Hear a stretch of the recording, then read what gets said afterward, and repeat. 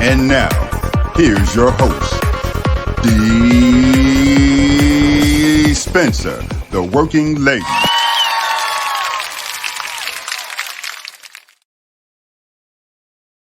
Hey, what's up, everybody? How is everybody doing today?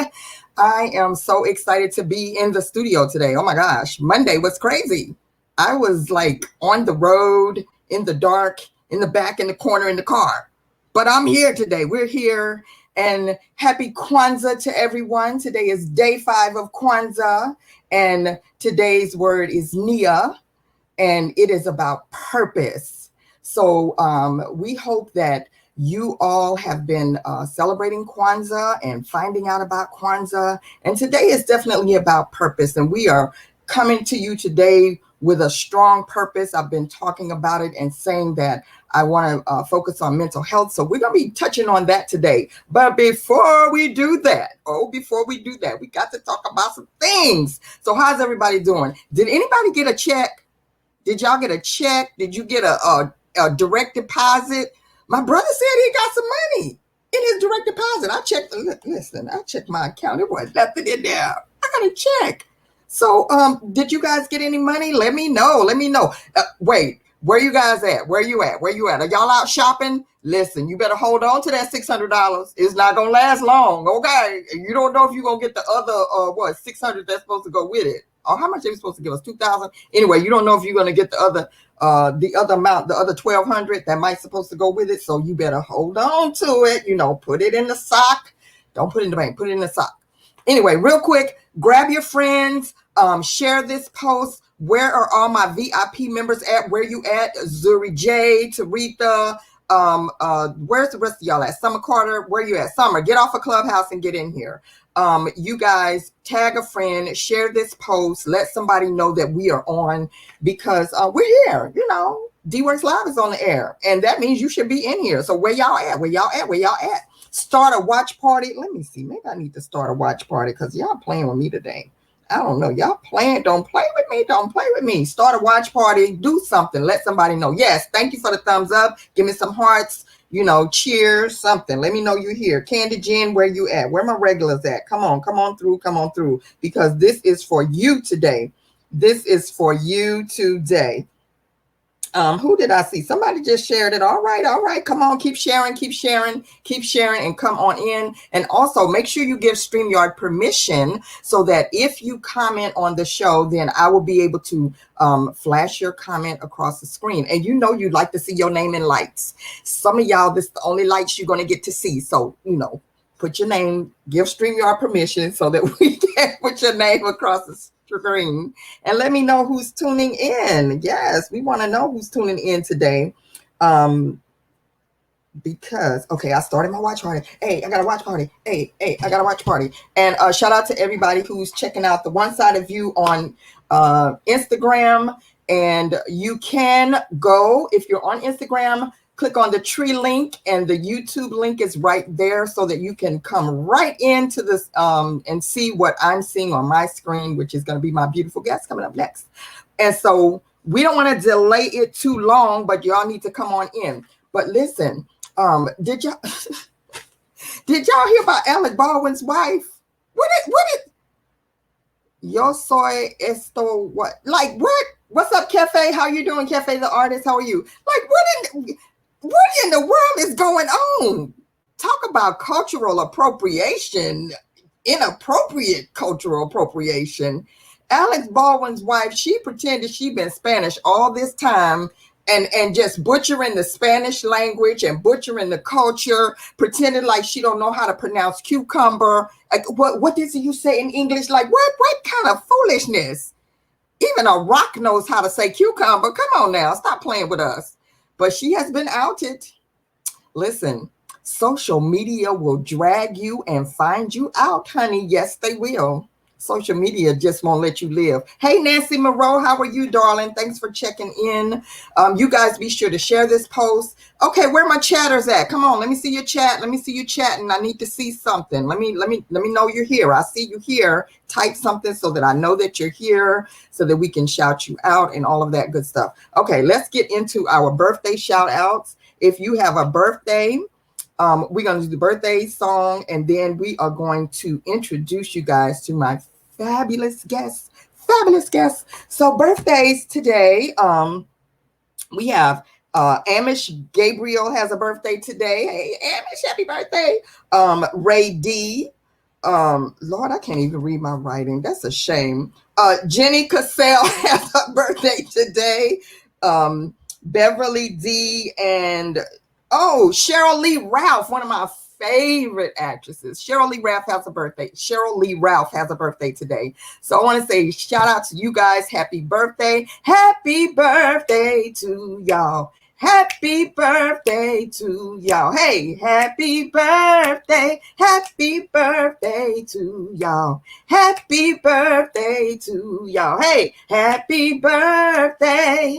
It's your birthday. It's your birthday. You better celebrate because it's your birthday. Yes. Happy birthday, you guys. Remember what I say every day. It is, listen, if you're having a birthday today and you're under the sound of my voice, you can hear somebody say happy birthday to you. You should be excited and celebrating because life is short and a lot of people didn't make it. So don't worry about what you didn't get. Just be grateful for what you got. Okay. And right now you got your life, your health, and your strength. And that in itself is something to celebrate. All right, you guys, are you ready? Are you ready? Are you ready? Are you ready? Come on, come on. Grab your friends, grab your friends, grab your friends. Tag somebody. Let's find out where they're at. Let me tag some people and see where they're at because I don't want you guys to miss this. This is very important today. This is something that's hey, Angela, what's up, girl? This is something that's very important to me. And it's talking about mental health. And I want you guys in here. So grab your friends, share, tag somebody. And say, hey, where y'all at? Where y'all at? It's time for the show. It is time for the show. So we're going to tag a couple more people to come in here because I don't want y'all to miss this. I don't want you to miss it. Okay, so tag some people. There we go. There we go. There comes some people. There comes some people. Come on through. There she is. Hey, Zuri J. What she said. Oh, she likes the background. Isn't that cute? That's so cute, isn't it? I wish that was my real background. Hey, Zuri J, how are you, darling? And then, hey, Joyce, how are you? Life is celebrating. She's celebrating every day. I know that's right. Celebrate every day, because listen, life is short. But anyway, you guys, grab some more people, tag some people that you know are usually here. Somebody at Candy Jen for me. Somebody tag Taretha Johnson. I don't know where she is. Tag the regulars that's supposed to be in their chairs. Where they at? Tag them, tag them, tag them. Shout out to Angela. She's checking out the show today. I feel honored. Angela's on here. All right, let's get into it, you guys. So my guest today is shifting the landscape of children's behavioral health care by raising family-driven treatment to the highest elevation. Using her personal experiences as the parent of a child with significant mental health needs, Kristi has created a platform that integrates families, professionals, natural supports, and other stakeholders together. She does this with an eye to the importance of cultural, racial, and socioeconomic factors that impact mental health. That's some good stuff right there. Yes. Some of Kristi's work includes coaching and training to true family-centered practices, creating collaborative teams, quality assurance, and improvement in the field, and supporting cultural change in agencies. Has presented at multiple conferences, webinars, and has served in many volunteer capacities, such as board work, committees to reduce risk, restraint, and seclusion, faith-based organizations, education advisory committees, and much more. You guys, I'm super excited to have her here. She is the co-founder and Chief Experience Officer of Pinnacle Partnerships. You guys give it up for my very special guest today, none other than Miss Kristi Glenn. Hello, Kristi. Hi. How are you? That sounded like a whole mouthful when you were saying all of that. I'm like, I guess yes. You know what? It's always hard to write your own bio and like kind of toot your own horn because you feel like you're being conceited or something. But listen, you worked hard for all those accolades. So it's, that's something to celebrate. So first of all, I want to say thank you for coming on as my guest today. Zuri says, hi, Kristi. Hey, Kristi. Hi. I met you in Clubhouse. And for those that don't know, Clubhouse is like the newest, latest thing. Oh my gosh. I'm surprised, girl. I had to hide the bags under my eyes because I've been on Clubhouse like for like what 72 hours straight, maybe. Multiple nights in a row, I've fallen asleep with Clubhouse on my phone. I know, but it is such a wealth of information and it's such a great networking opportunity. It's an opportunity for me to meet wonderful people like you who are providing such great service. Now, I'm always talking about mental health. And as we go into this new year, it's something that I really wanted to bring as my last show, or close to the last show of the year. So real quickly, tell everybody where you're from. I am from Brockton, Massachusetts, which is about 15 to 25 to 40 minutes south of Boston, depending on the time of day. Okay, traffic, gotcha. Yeah, so just south of Boston. It is very cold here, but there's no I'm snow. in Jersey, so I'm experiencing the same kind of cold. Yes. Yeah, so I'm happy there's no snow. Yes. I'm definitely a beach girl, but I can stay in the house and do that. Yeah. I'm here in the northeast part of the country. Okay, me too. I'm in Jersey, so I feel you. I know. Well, let's talk about what you do. You're the co-founder and chief experience officer of Pinnacle Partnerships.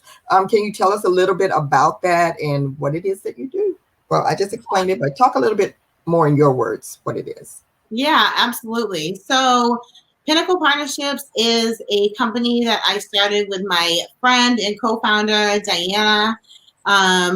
We started this company. We actually met each other at the Harvard Innovation Lab. Mm-hmm. We were both there doing volunteer work for an incubator. Of course, in Boston, there's tons of startup incubators all over the place. Mm-hmm. And so this one was focused on mental health.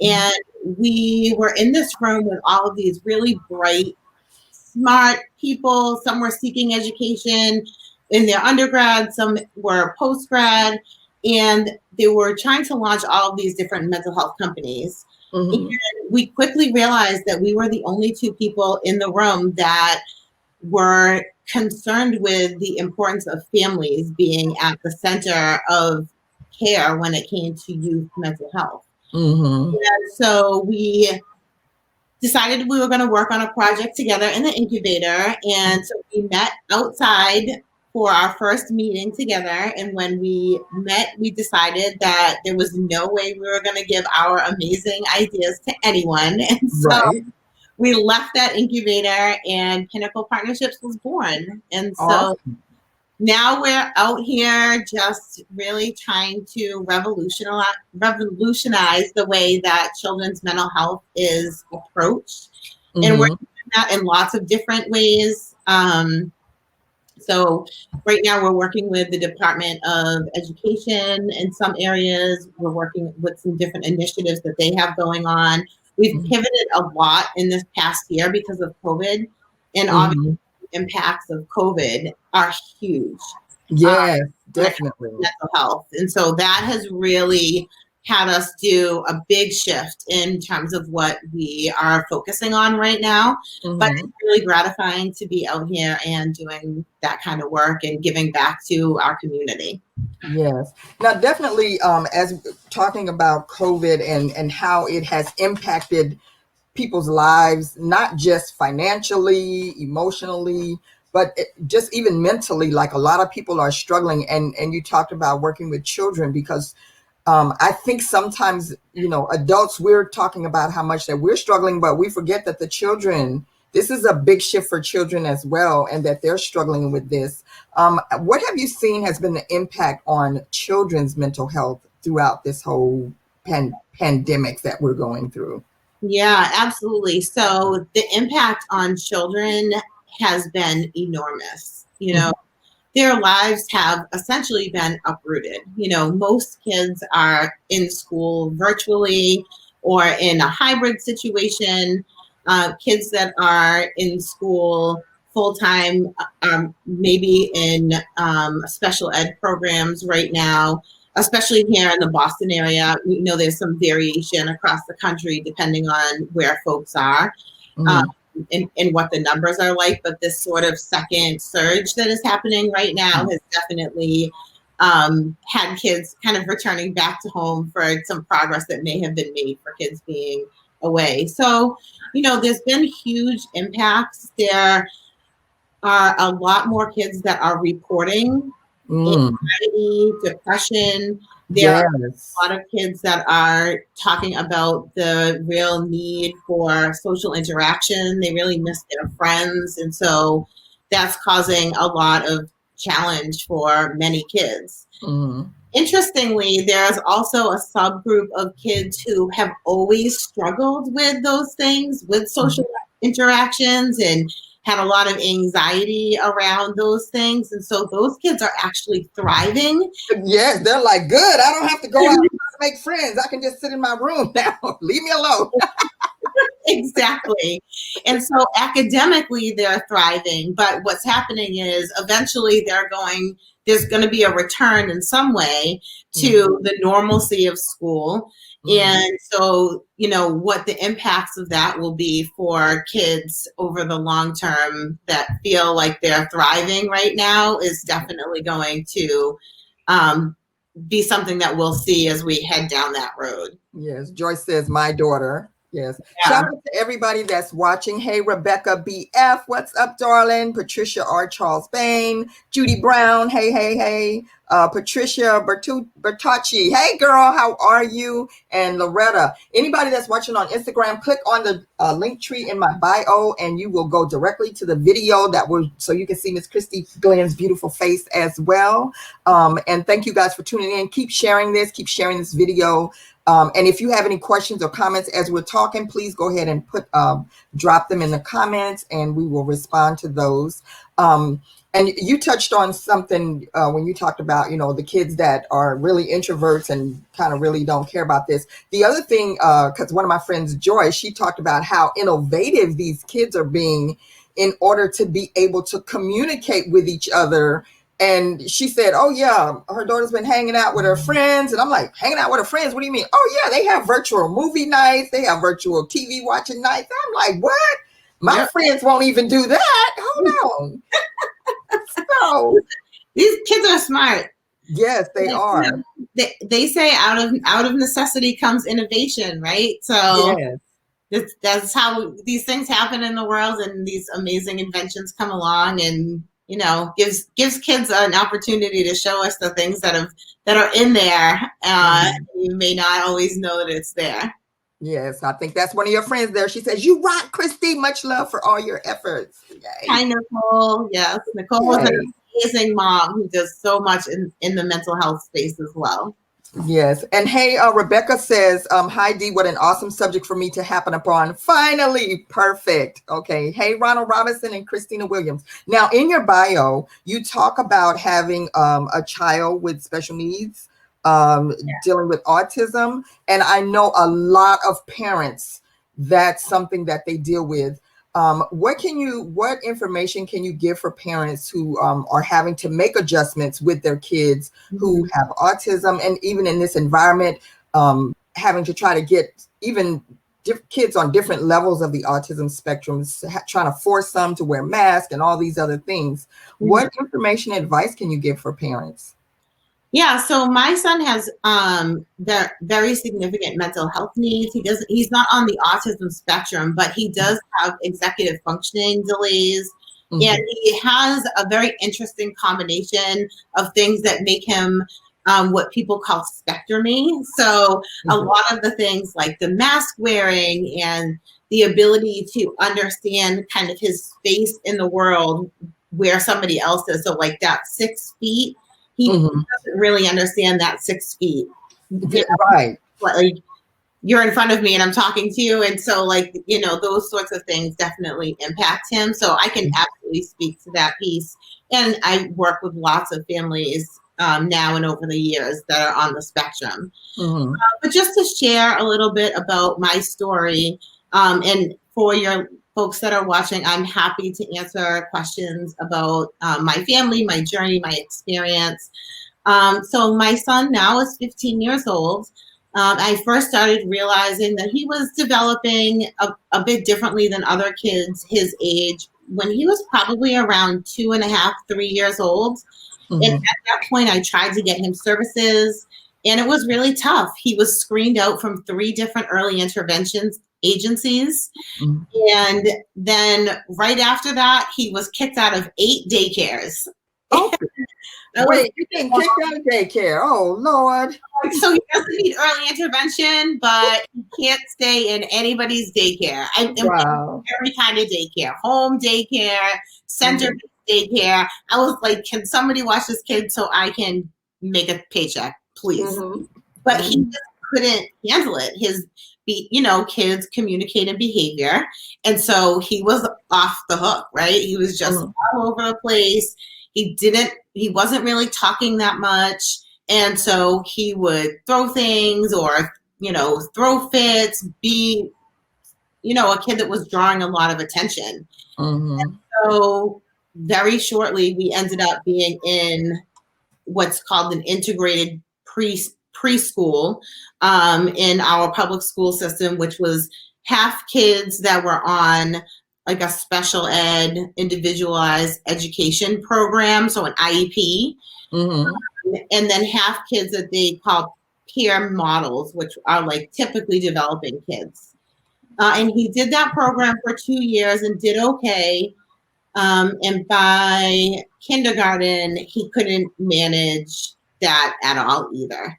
And so then he went into like what's called a substantially separate classroom, where it was a full special ed classroom, much smaller amount of kids, and, a special ed teacher, paraprofessionals, the whole shebang. We were trying to get testing for all of his different needs, all of those kinds of things. And at that point, he really was having a difficult time. So he was right around 6 years old, and we were unable to control his behaviors anywhere. And so at the age of 6, he had his first psychiatric hospitalization. Okay. And that was a really, really heart-wrenching moment for me as a mom. The psychiatric treatment is so different than physical treatment, right? Like if a kid falls off of their bike and breaks their leg or breaks their arm, you go to the emergency room with them and you're there with them every moment. And, you stay with them if they're admitted and you're with them every step of the way. When your child receives a psychiatric treatment and they're going inpatient, you literally sign forms and they're like, see you later. And so it's really an unbelievable feeling, especially that first time, because you don't know what's going to happen. And so it was a tough, jarring thing for us. And it's when we really kind of started looking at what medications would be able to help him, what kind of other treatments were available, what things were in the community. This is when I really was at a point that I felt like I don't know how I'm going to be able to like live my life, right? Like by this point, I was being called at my job every day.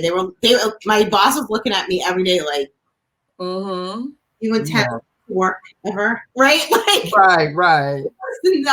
I was not functioning at work. This was me every day because he was wilding and whatever else. And so, this started many years of difficulties for him educationally and in the community.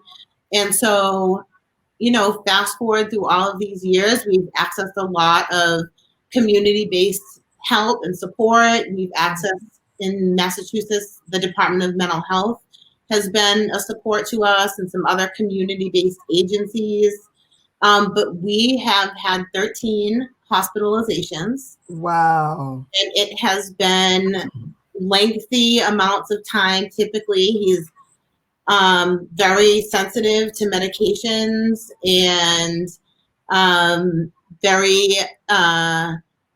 it takes a long time to get him, when he goes inpatient, off of the meds that he's on. Yes. And look at something different. And so, usually he's out of our home for at least a month, which Mhm. is typical for most kids. Usually it's 10 days to 14 days.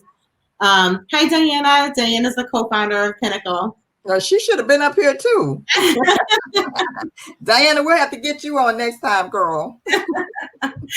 And so, it's hard to have him out of the home for lengths of time like that. And he's missed a lot of school because of it. Mm-hmm. And so it's been a very challenging road. We spent some time when he was about 8 years old where he actually went into a residential setting for about 9 months. So he lived at school and received ongoing mental health treatment at the same time. And it's very difficult. The navigation of systems is difficult. Trying to get your child, somebody to pay for these services, yes. I mean, it's really like when your child reaches a certain level with their mental health, it's almost like it's like hot potato.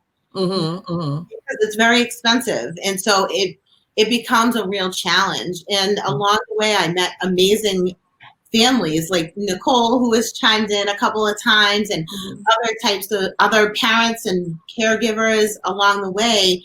And everybody is sort of lives in isolation. Yes, yes. It's a hard thing to talk about. It's not like the thing that parents are talking about on the sidelines at the soccer fields. Right. I actually have one of our viewers right now. She Inspiration by Loretta. She typed in, my son got kicked out of daycare. So, and her son, 19, 20 years, 20, what is he, 20 now? I think 19 or 20 now. But so she can relate to that. Hey, Chef Uwe. Hello. Hello, Il Torrente and Christina Williams. Thanks for joining us. And Diana and everybody. Hey, DJ King Royal. So one of the things I wanted to say about what you were just discussing is that a lot of times when parents are dealing with the things that you talked about, people just think, oh, their child is just bad. They just got a bad kid. They just need to whip them. They need to, they need to put some discipline on them. Or so I can just imagine that has to be a difficult thing to go through, and then to have to put your, how did you say, 6 or 7 when you had to put them in a mental health facility? That's really hard. Nicole, I guess Cola, she says, for anyone that struggles with their kids and schools, and this is not just about the mental health, this is about, if they on the autism spectrum, if they have attention deficit, whatever. I agree with what she says. Don't stop fighting. She said, I was told your son will never succeed in regular school. He's now in 5th grade and succeeding. Keep fighting. Yeah. Yes, definitely. Never give up. Mm-hmm. Yes. So if anybody has any questions or anything, you can go ahead and type them in. So now, do you have other kids in the home as well? I do. I have a 21-year-old daughter. Okay. Yep. So I'm sure that must impact your other kids and other family members as well, when all this attention is directed in one direction. So family affair. When he was 6, she was 10, 11, right? Mm-hmm. At home, it had a huge impact. Thinking about the safety for everyone in the home is a major thing. And of course, not all kids are outwardly, showing their mental health needs, right? Like there are also kids that have more inward emotions, right? Mm-hmm. For my son, he's always been like, he yells and throws things, and that's the way that he has always kind of showed his mental health needs. Mm-hmm. That created a safety issue that I had to think about for my daughter over the years. And so the safety planning in our home, and her being 10 and me having to say to her, like, if he's having a difficult time, I want you to go in your room and shut the door and stay in here so you can be safe until I come and get you. Oh, right? Yeah. Settle him down. Mm-hmm. And, imagine what that's like for a 10-year-old. Yes, I can imagine. Listening to what, for a 10-year-old, what probably sounds like World War III going on outside. Right? And you're worrying about your mom, you're worrying about your brother, and your mom is telling you to stay here to be safe. The whole thing is, it's scary and it's unnerving. And so, it really impacts our whole family. So everything that we've done, I've always tried to make space for my daughter. So whenever we had this thing that we would do on Monday nights, it was a time that I dedicated just for her. I was able to find like somebody that would come. We called it M&M night, or Michaela and Mommy. Oh, that's nice. Go and have dinner or get ice cream, or just something that was just the two of us, where we didn't. And I said to her, like, what do you want our rules to be? And like, her number one rule was, I don't want to talk about my brother the whole time that we're here. Oh, see, and that's like wonderful, right? That she could, one, that she could say that to me. Yes. And two, that we could have that time that was 100% about her. We could talk about all of the different things that she wanted to talk about, or her grades, or we could, even just sit together, Right. But it definitely impacts, the entire family. I was married at one time. It had a huge impact on my marriage. It was a big contributor to the fact that my marriage did not work out. I was married to a man that was in law enforcement, and it was really hard to live in a house with a kid, say anything in those moments. Right. That's a hard thing to contend with. Oh, yes. And it creates a lot of other problems. Well, you know what? I just want to say to you, I want to say thank you for, which we know that us women, that we are strong and that we're overcomers, and that we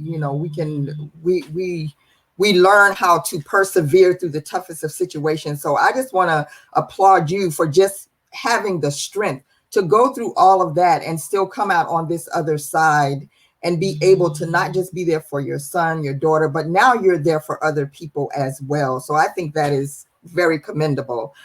Real quick, I just want to say, we got to get you connected with Wondawg, WONDAWGG. He says he heard your story on Clubhouse and he loves your work, and he wants to have you on his show, or have you talk to you on Clubhouse, I guess, again. So Wondawg, just reach out to on Instagram. Tell us what your Instagram handle is real quick. At Pinnacle Partnerships. Okay, at Pinnacle Partnerships. That's on Instagram that he's talking. So you can also click on the click on my link tree, and it'll bring you right over to the video, so you can see her in the studio here. We're working on tying all these feeds together, but I just wanted to make sure, if nothing else, you guys could hear her story, if nothing else. And you should be used to that anyway. Instagram, Clubhouse people. Yes. Hey, Mosiah makes moves. Hey. And I'm missing somebody else. I can't see the names. They're all jumbling up. And also shout out to Taretha Johnson. Taretha says you got to really get creative. Loretta says it's really painful for the entire family when you're experiencing those breakdowns and you're having to put your child in the hospital and those type of things. Let's read some more comments here. Nancy L. Glenn says, you are a true warrior mom. God bless you and all the wonderful warrior moms out there. So proud of you all. Yes, indeed. Let's applaud all the warrior moms. You guys give them some hand claps in the comment section. Yes, definitely. And then Cola says, everyone suffers from its own version of PTSD. That is so true, because you're suffering. And a lot of times you end up suffering in silence because, like you said, the neighbor next door or the neighbor in the mommy clubs that have, the perfect kid. Oh, look what my kid can do and all of that. They're not understanding what you're going through. And so a lot of times, like you said, you don't have anybody to reach out to and connect to unless you create your own community and find your own tribe and community that can understand what you're going through. Well, my neighbors know what's going on. Okay. Mm-hmm. The neighborhood knows what's happening. But when I say don't know what's going on, I'm talking about understanding the impact. I'm just making light of it. But, it's funny speaking about like neighborhoods. So these are like the levels of thought that have to go into raising a child that has mental health needs, right? So when I I've moved a couple of times since my son has been experiencing his mental health and has been old enough to kind of like be out in the neighborhood riding his bike and that sort of thing. So whenever I move into a new neighborhood or I see somebody new move into my neighborhood, I actually go and introduce myself to them and let them know that I have a child that has mental health needs and that they may see him upset. They may see me or my daughter interfacing with him when he's upset.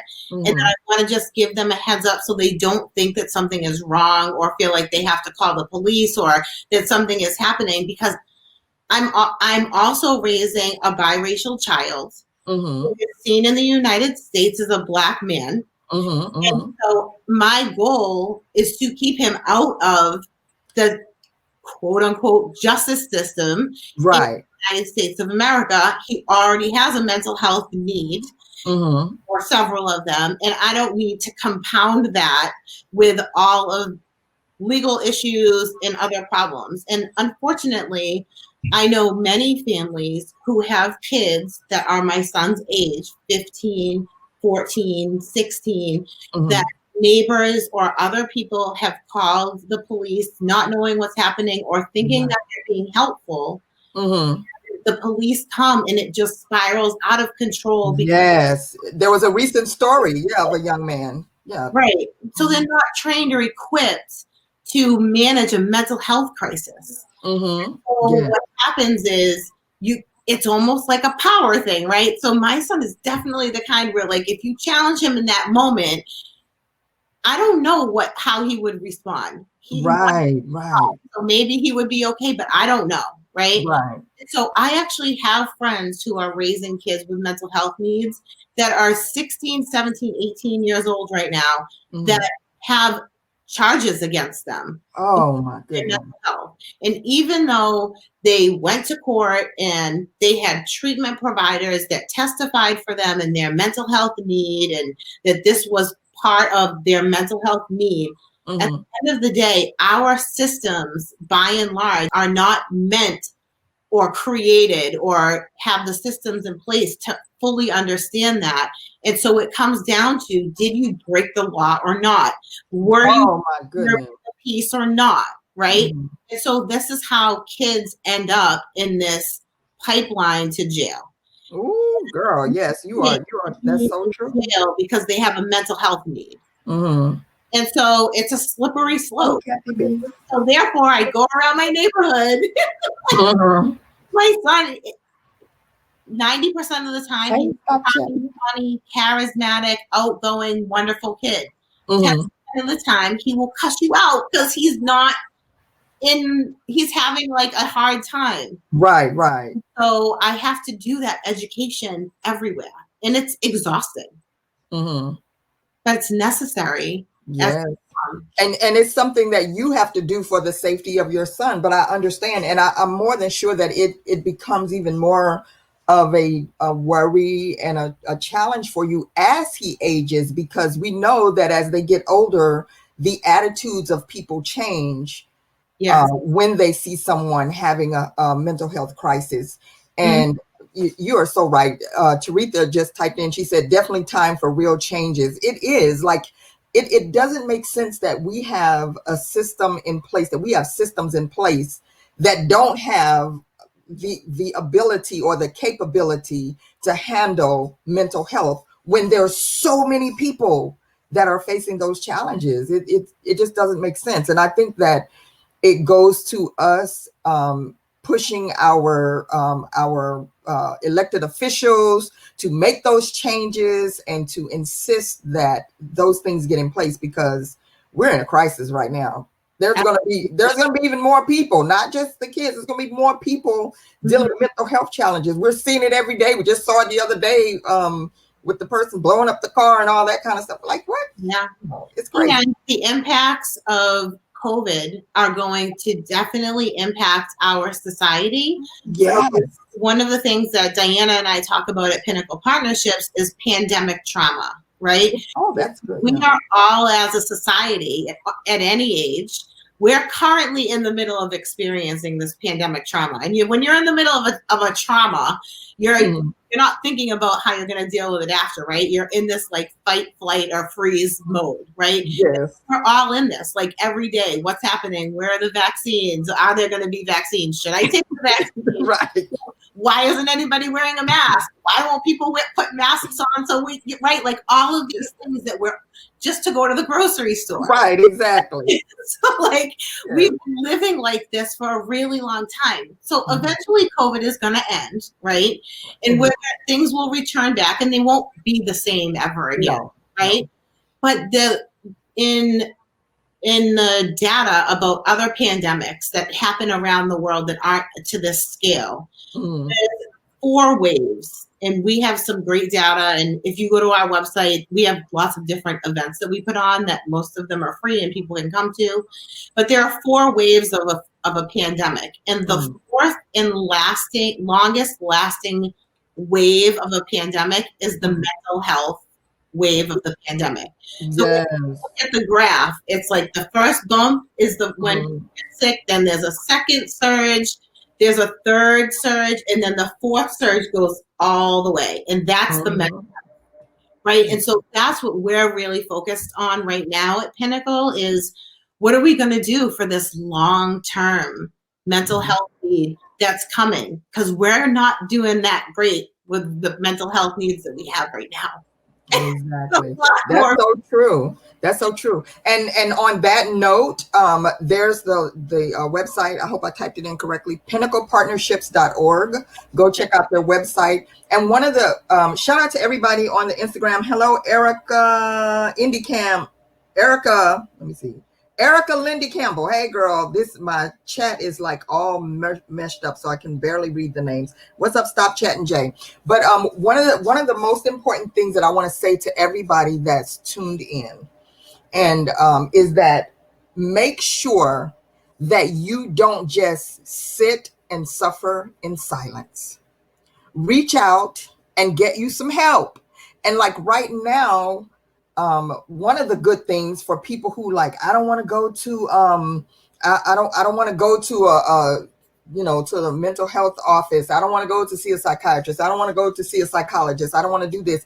But now there's so many things that's virtual that you can get help virtually now. So that's a great advantage.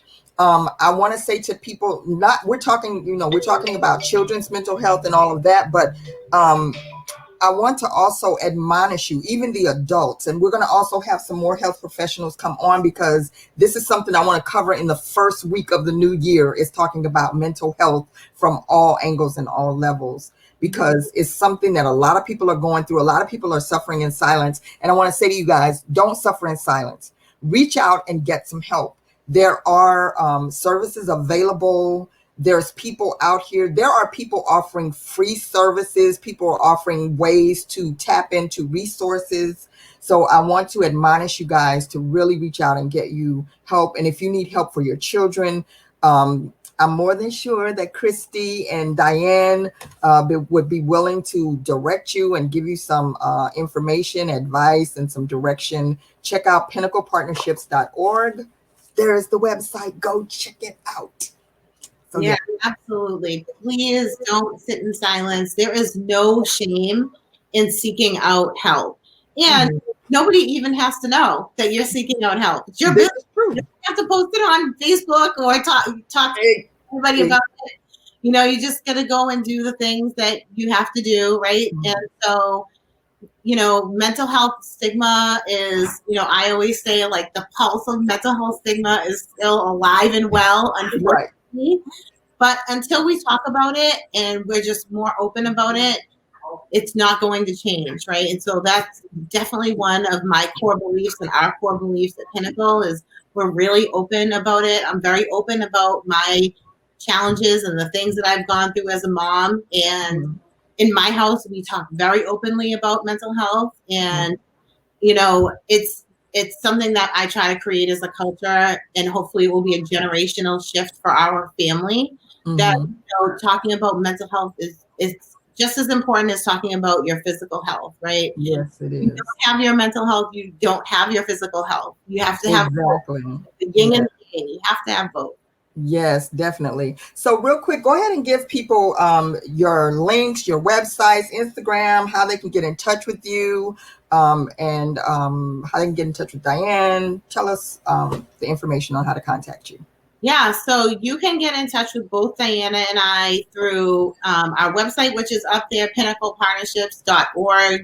There's a contact page, so you can send us a message there.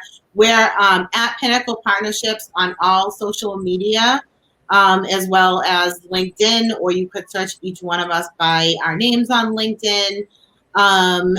The only place on social media that we're different is on Twitter. On Twitter, our handle is at Pinships, PINNSHIPS.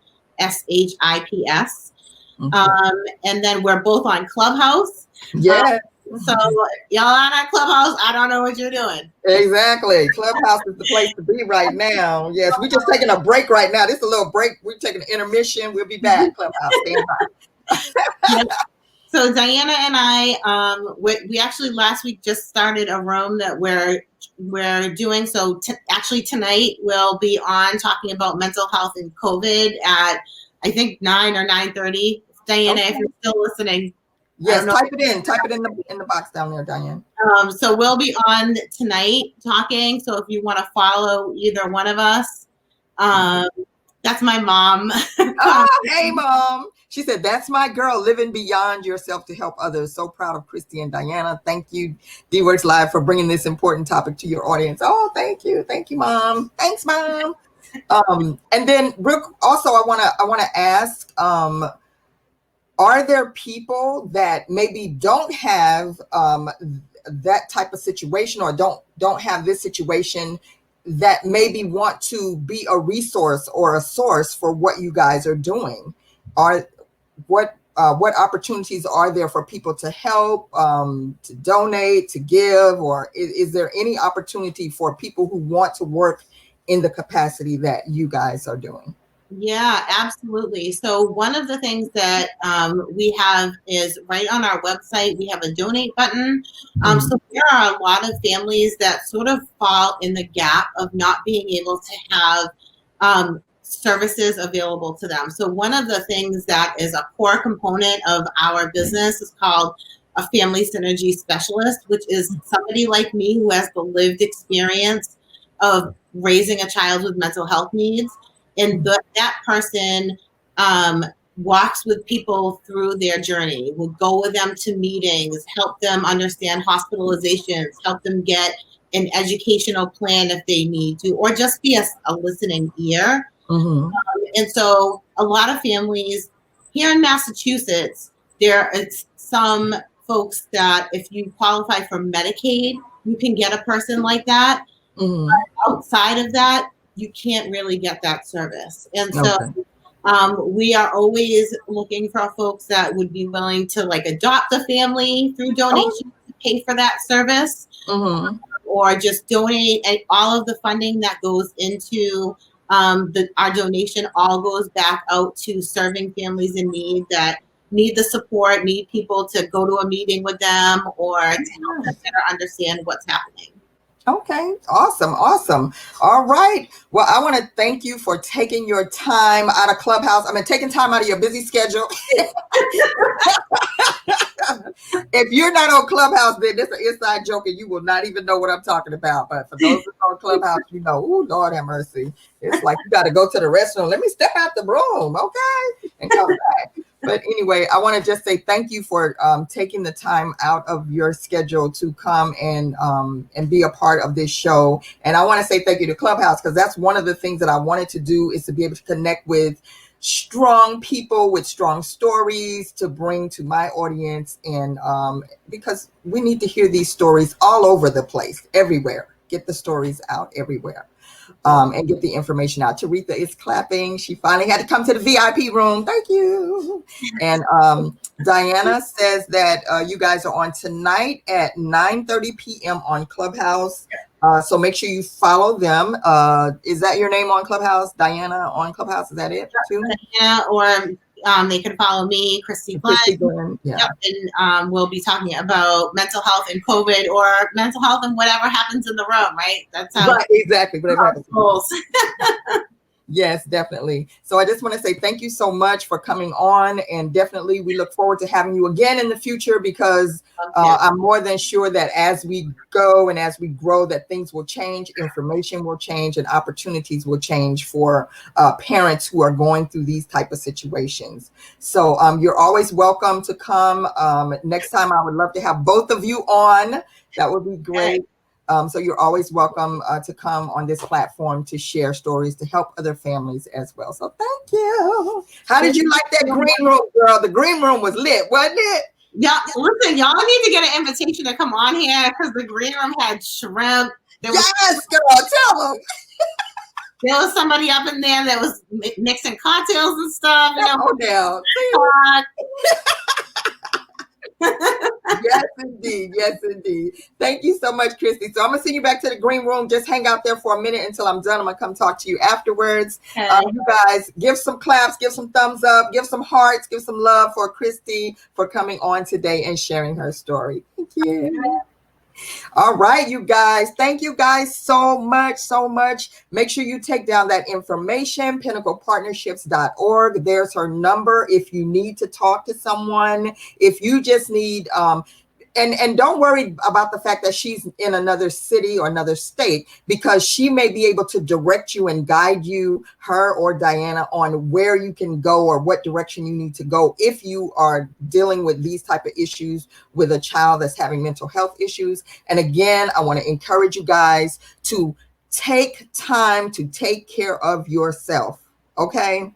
So we're going to do a whole series on mental health. We're going to be bringing some more different people as well. But I really, really, really want to admonish you. If you need someone to talk to, if you need someone to just listen to what you're going through, don't suffer in silence. Reach out and get some help. If you're dealing with children that may be having mental health issues, reach out and get some help. Don't sit and wait until you are in a crisis mode, and then, the intervention that don't know how to really help people shows up at your house and take drastic measures. Okay, so just make sure that you reach out. I want to say thank you to everybody for checking in. Friday is a whole new year, and yes, we will be on Friday celebrating the whole new year. So if you're not doing anything, just come on and hang out. We'll just hang out on Friday for the new year. But anyway, I want to say thank you to you guys, and remember, don't forget, you still have an opportunity to go and support my fellow creators. Nola Creative. Make sure you go check out Nola Creative Live right now. She's really pushing her Instagram. They're really working on their Instagram stories and their shows on Instagram. So go check out Nola Creative Live. Make sure you subscribe to their YouTube channel. Let's continue to help them grow. Shout out to Summer Carter. And then also don't forget to go and support my friends at Kraus Fitness. Again, listen, you guys should have already been working out, because I told you, don't wait till the new year. Do it now. Take the plunge. Start where you are. Keep moving forward and join Team Kraus Fit. Okay. If you just type in Kraus Fit right here they're on Instagram, they're on Facebook, they have a website now. You can check them out. They're doing the most amazing at-home workouts that you can be a part of. And of course, the holidays have passed. We still in the giving spirit. If you're still in the giving spirit and you want to give somebody a gift, you can go check out Greg the Green Grasshopper's Great Adventure, because he's waiting on y'all. Where y'all at? Wait.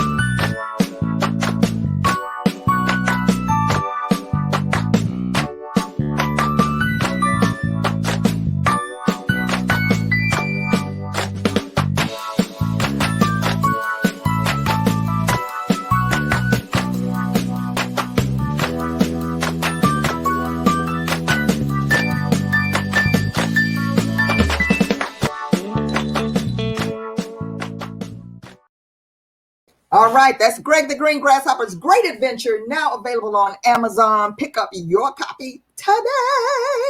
All right, you guys, we're going to get out of here. I want to say thank you guys so much. I love you guys. I want to say thank you to everybody who has just been rocking with me through this whole year. Oh, and shout out to my YouTube subscribers. Y'all, listen, we are almost there. I told you, we're taking baby steps. I just need 5 more people. I need 5. Just 5 people to go and subscribe to my YouTube channel, DeeWorks on YouTube, y'all, and we're going to be at the 200 mark. See, we're taking baby steps. We're just going to take it in increments. I'm not going to take y'all too fast. I just want 5 people. I just need 5 people. Come on, 5 people. You know how they used to do in church? I need 5 people to come down the aisle with $100. See, I don't want $100. I just want 5 people to go and hit that subscribe button. Click, click, click, click. Click, click. Okay. All right. Yes. Thank you so much. And when you do, leave a comment and let me know that you checked it out. All right. Thank you guys so much. Thank you. Brittany says she's going to subscribe. BZ Arts 52 on Instagram. Thank you so much. Brittany's going to subscribe. So yes. And I want to say happy Kwanzaa to everybody. Be sure to go and check out the official EFPU page and check out all the amazing artists who have painted we're doing the 31 days of the holiday plus 1. And so every day we featured a different artist, and oh my gosh, their work is phenomenal. So I think on January 1st, what we're going to do a review and let you guys see all the amazing artists who painted each day. Shout out to Naomi McCook. Today is her day. So, and shout out to all the artists who have participated. We're going to be shouting you out. Yes, we are. Zuri says she got an invite for someone. Okay, gotcha. Hey, Gail Ford, thank you. So you guys, I love you. You guys be safe out there. Take care of yourselves. Be well. Reach out if you need somebody to talk to. Y'all know I don't sleep, so you could just I need to talk to somebody. I need to talk to somebody. Oh, you don't have to cry. You could just call me. Okay, just hit me up. All right. I love you guys, and we will see you next year. Okay, so you guys be blessed in your walk. I love you and take care. Let's go, y'all.